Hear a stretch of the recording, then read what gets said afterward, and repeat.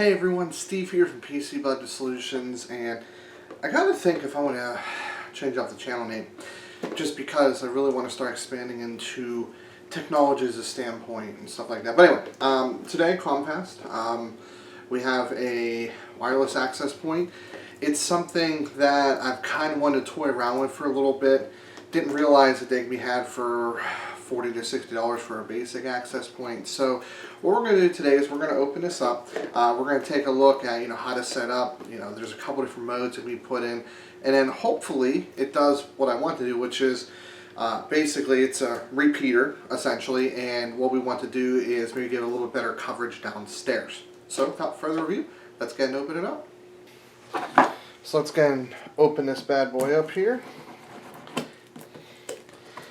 Did come wrapped in cellophane, it's not a bad thing.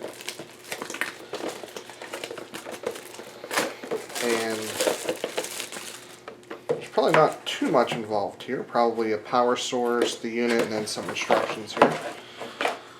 So this is what the unit looks like. Has a couple antennas. It actually just plugs right into the wall, so that's really interesting to note. Even has Ethernet inputs as well. Yeah. Maybe I should rename myself Steven Drop Tips here.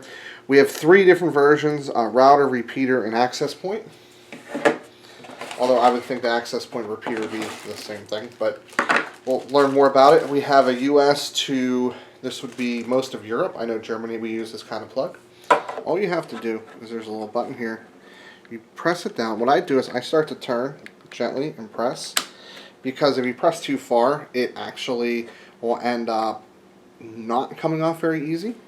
So to get it back on, all you have to do though is push down and turn, just like that. So start to turn, slowly press until like that, and if you want to put another one on, all you do is push down on it, turn back into place. Very simple. Let's go ahead and put this one back on. Let's get testing. So there's a couple ways we can do this. What I'm going to do is I'm going to connect my computer directly into here.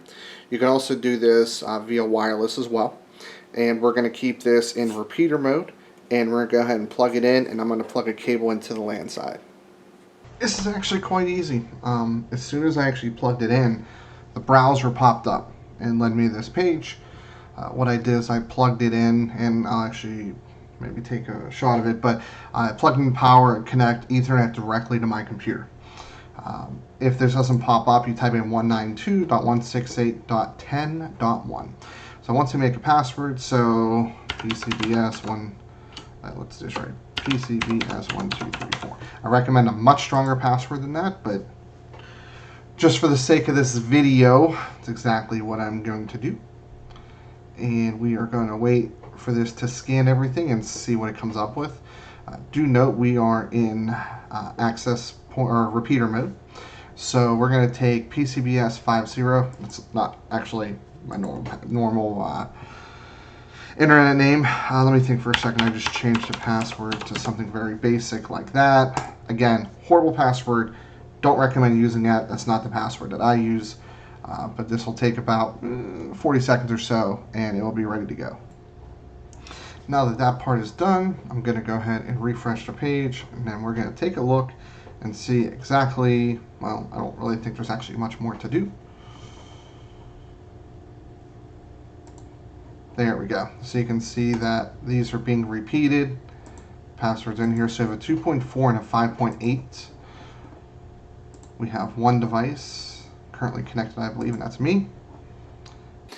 Okay, now you guys have seen that. What we're going to do is I'm going to switch this over to access point, and we're going to plug it again back into the right side for LAN, and we're going to configure how this would work from an access point standpoint.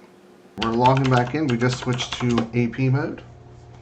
I'm assuming the password is going to remain the same, possibly.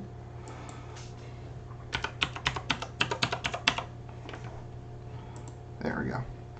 Okay.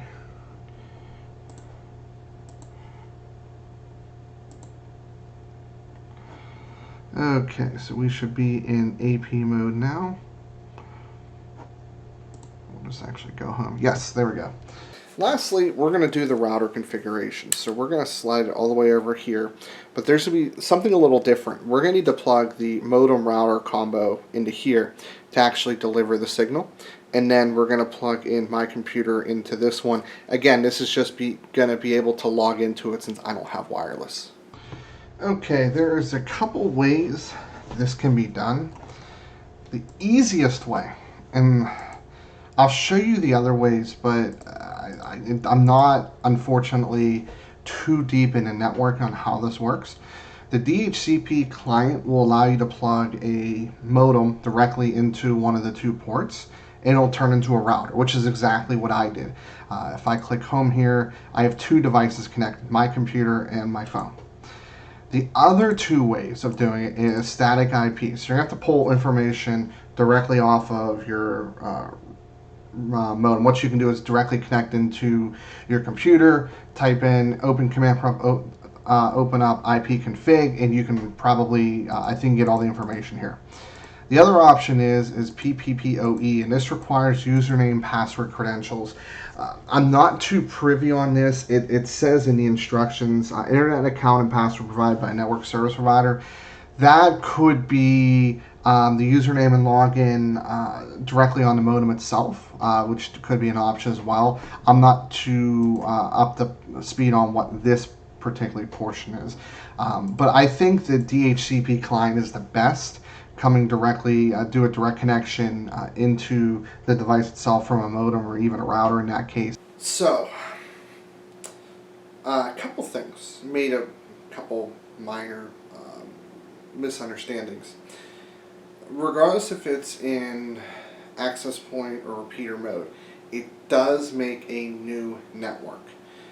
I suspect, I don't know if you can name it the same and it'll override it, but it looks like it does make a separate network, which is fine, right? Either way, having a secondary network for downstairs versus upstairs is not the end of the world, and obviously your device is going to connect to the strongest network in most scenarios. Does it work great? I'm getting connection up here from the other network. It kind of wants to bounce over to this one because the router's literally right here.